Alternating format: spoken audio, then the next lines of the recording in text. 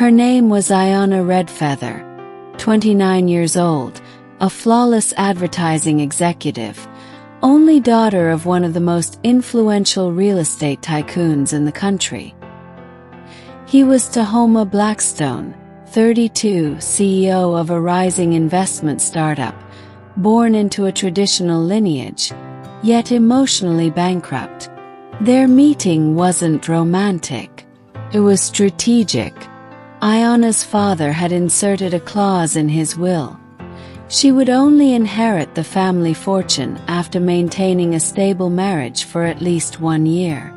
Outdated, maybe, but effective. Tahoma, on the other hand, needed to stabilize his public image after a scandal with a former business partner, and a high-profile marriage would help clear his name. The lawyers handled the rest. Clear clauses. A predefined end. 365 days. No touching outside public events. Appearances maintained. Each living in separate wings of the mansion. A deal between adults. But emotions never signed that contract. The first month was lukewarm. Polite exchanges. Perfectly curated photos. Joint appearances at charity galas and corporate dinners. Tahoma was courteous but distant. Iona sarcastic but captivating. Cold game. Until one stormy night changed everything. The power went out. The house fell into complete darkness. By candlelight, wine, and the weight of silence, Iona heard Tahoma talk about the brother he lost at 15. She had never heard anyone speak of pain with such restraint and such depth. They didn't kiss that night, but something crumbled between the invisible walls of their agreement. In the following days, a strange intimacy emerged. Lingering glances, silences heavy with meaning. Tahoma began asking about Iona's books.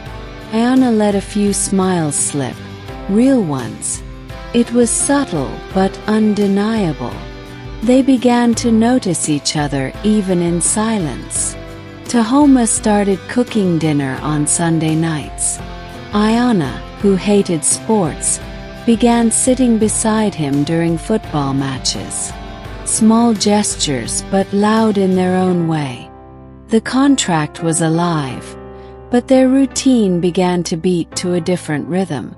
Iona saw him watching her from afar, not with desire, with fascination. And she liked the way he listened, focused, without interrupting, without trying to fix anything, just listening. One night, she woke from a nightmare. Sweating alone, she walked to the kitchen for water. There he was in the dark, sipping tea. He looked at her like someone who understands. They said nothing. That night, she fell asleep on the couch, her head on his lap. Like, comment, and share this with someone who believes love can grow in the most unexpected places. The real tension begins now. Time brought small gestures. Tahoma began leaving her coffee on Monday mornings. Iona started watching his tennis matches, even though she hated sports. She laughed at the way he folded shirts.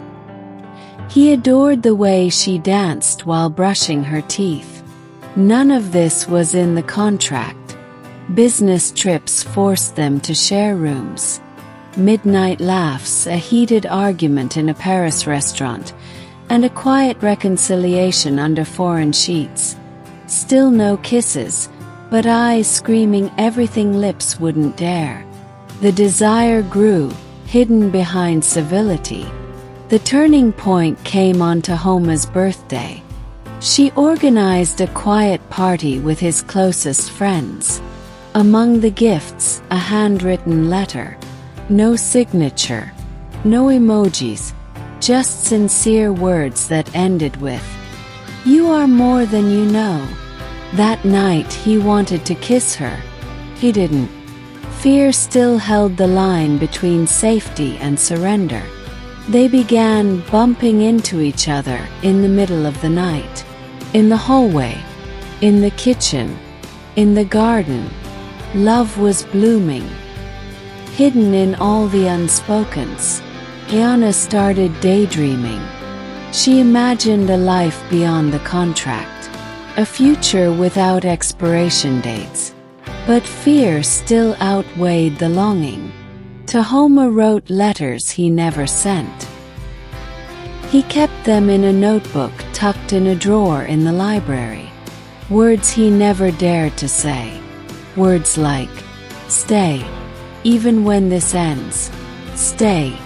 Month 7 arrived with a trip to the countryside. Isolated. A stone cottage. Crackling fireplace. A glass of wine. Anna seemed different. Lighter. So did Tahoma. That night they slept together. Not just in body but in soul. Though the body was the last to surrender, the soul had been his for a while. The next day, Tahoma vanished.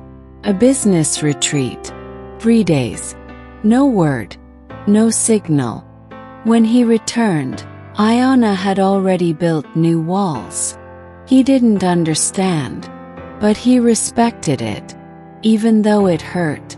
Even though he wanted to tear that wall down again. The days that followed felt longer, colder. Ayana moved like a shadow through the house. Efficient, polished, but absent. Tahoma tried to reach her through the little things. Her favorite flowers at the breakfast table, playlists he created for her, books left open to pages that reminded him of her. She noticed everything, and ignored it all. She wasn't angry. Not really. What she feared was the feeling that had grown uncontrollably, the one no contract could contain. Because if she admitted it, if she let it rise and show itself, then what? What if she lost it all once the year was over? Tahoma, meanwhile, battled his own ghosts. He reread the letters, fingers brushing the ink like they were her skin. He wanted to tell her everything. That the contract didn't matter anymore. That he didn't want the inheritance, the image, or the facade. He wanted her. Real. Permanent. But fear kept him silent. Then came an invitation, her father's gala. The 1-year mark was 3 weeks away. The event would be the final performance. Media, family, investors. All eyes would be on them. Ayana pulled out a red silk dress, the same shade she'd worn on the day of their wedding. Tahoma, upon seeing her, forgot to breathe. And for a brief second she smiled again. A soft reminder that love still flickered beneath the ice. The gala they danced. Lowly. Like time didn't exist. People clapped, admired, envied. But in their bubble, there was only silence. 2 hands, 1 rhythm. She whispered, "What happens when this is over?" Tahoma didn't answer. The next morning she found another letter. This one wasn't hidden. It was on her pillow, unsealed. Her name written in the handwriting she'd memorized. It read, "I don't want the year to end. I don't want a contract. I want chaos. Mornings with your bad hair. Nights with your cold feet. Fights, kisses, long silences. I want you. Not for show. Not for a clause. But for forever. But if you don't feel the same, I'll walk away. And I'll never ask again." She read it 3 times, then tore it in half, then taped it back together. That night she didn't sleep. They were both at a cliff's edge, and the end of the contract was approaching like a storm. The final days of the contract loomed like a ticking clock in a silent room. Every second a heartbeat, every heartbeat a reminder. On the surface, they acted composed, two professionals wrapping up a business arrangement. But beneath it all, they were unraveling. Anna packed slowly. Every sweater, every book, every framed photo she'd brought into the mansion felt heavier now. She paused when she reached a small potted cactus he had given her, with a note that said, "For the parts of you that survive storms." Tahoma watched from the doorway. He said nothing, and she didn't look back. He wanted to stop her to say something, but the words dissolved in his mouth, swallowed by fear and pride. They had learned how to share silence, but not how to break it when it mattered most. Their last breakfast together was polite. Toast, black coffee, no eye contact, no words, just the quiet ticking of the wall clock, counting down the minutes until everything between them would become memory. And then the moment came. Ayana placed the signed dissolution agreement on the marble kitchen counter. A silent end to something neither of them had the courage to call love. Tahoma didn't sign. Not yet. Instead, he walked out of the room. That night, the house was colder than ever. Ayana lay awake, fully dressed, suitcase by the bed. Her chest felt hollow, her breath shallow. She wondered if she'd been foolish to think love could grow from something as artificial as a contract. She feared that what they had built was a beautiful illusion, a fragile castle made of sand and good intentions. But it had. And now it was ending. Tahoma stood outside her door, letter in hand, not typed, not rehearsed, just words from one heart to another. He knocked. No answer. He slid the letter under her door and walked away. Not because he didn't love her, but because sometimes love means letting someone go, even if it breaks you. Ayana read the letter the moment the silence returned. It was shorter this time. "You don't owe me anything. Not love. Not a response. But if there's even a 1% chance that what we built was real, come to the train station tomorrow at 9:15. Platform 3. No contracts. Just us." She didn't sleep. Again. She sat by the window as the hours passed, wondering whether love that grows from ashes can survive the wind. The next morning she arrived at the platform. 9:14. Me. 9:15. Still empty. Her fingers trembled. Was this the ending? A cruel farewell dressed in poetic closure. She almost turned around. Then a voice behind her. "I almost didn't come." He turned. Tahoma. Hair uncombed. Breath caught. Letter in hand. He walked up to her, slower than ever. "I was terrified. Not of losing you. Of not knowing how to be with you outside the script." She smiled, tears catching at the corners of her lashes. "We'll write our own script." He offered his hand. She took it. They didn't kiss. Not yet. Train left. They didn't board. They walked instead, toward the city, toward a life undefined, messy, imperfect, and breathtakingly real. If this story moves something in you, if you've ever stood at the edge of love unsure whether to jump, leave a comment. Tell us, would you take the risk or walk away? The final chapter is coming. Don't miss what happens when hearts choose without rules. The city looked different that morning. Or maybe it was Ayana who had changed. Maybe love, once it stretches you past your comfort and breaks you open, alters the way you see everything. They walked silently for several blocks, fingers entwined, steps slow and hesitant. The skyline rose before them like an unanswered question. What now? The train had left, but they had stayed. Together. With no plan, no legal binding, no script. Just heartbeats trying to sync. Tahoma guided them into a small cafe. A place he had passed 100 times but never entered. They ordered coffee and sat in a booth by the window.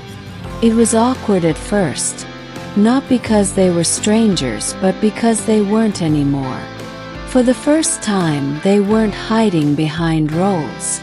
You didn't have to come, Iona said, breaking the silence. Neither did you. She sipped her coffee, eyes on the steam. But we did. So what do we do with this? Tahoma leaned back, exhaled slowly. We try. No rules. No guarantees. We try and we fail, maybe.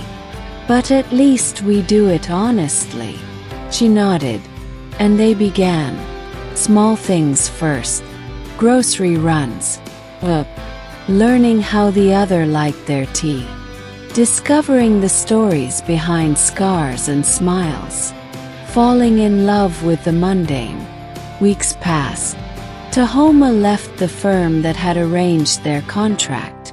Iona moved into a smaller place. Something hers alone. Something unbranded by obligations. But still he came over. Still she cooked for two. One evening, while watching an old black and white film, Iona said, "Remember the clause about public appearances?" Tahoma laughed. "You mean where we were supposed to be photographed at least twice a week at curated events to maintain image? Yeah. I kind of missed the red carpets. We could walk into the grocery store hand in hand. That's our new red carpet." And they did. Laughing, shameless, real. Rumors faded. The media forgot.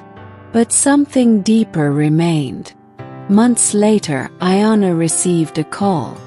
Her grandmother had passed away. A long, slow illness. The funeral was in her hometown. A place Tahoma had never been. She almost told him not to come. It wasn't his place, she thought. But he showed up. He stood in the back, hands clasped, silent. Afterward, he found her under the large oak tree near the family grave. "You okay?" he asked. She nodded. "I think so. Thank you for coming. You're not alone in this. Not anymore." Iona turned toward him. "I spent so long convincing myself this wasn't real. That it was just business." "Me too. But maybe business just taught us how to show up. And now we get to show up for each other." Their love didn't explode like fireworks. It bloomed. Slowly. Patiently. A wildflower in a quiet field. One Sunday morning, over pancakes and coffee, Iona looked at Tahoma and asked, "Do you regret it?" "The contract." He considered. "No. 'Cause it brought me to you. And if that was the price, I'd sign it all over again. Just to tear it up the way we did." She smiled. And finally, after all that time, they kissed. Not because it was expected, but because it was earned. That evening, Iona found the original copy of their agreement in a box in the attic. She brought it down, spread it across the kitchen table. They sat side by side, reading the clauses. One by one, they crossed them out with a red pen. No attachments. Crossed out. No shared finances. Crossed out. No emotional dependency. Crossed out. Clause 12. Iona read aloud. Termination after 12 months unless both parties choose to renew. Tahoma smiled, took the pen, and under it he wrote, "Renewed. Forever." If you followed this story from the beginning, you know this wasn't just about romance. It was about tearing up the scripts we're handed and writing new ones with our hearts. Tell us in the comments, what's one contract in your life you're ready to rewrite? And if this touched something in you, share it. Somewhere, someone else is standing on platform 3, hoping love shows up.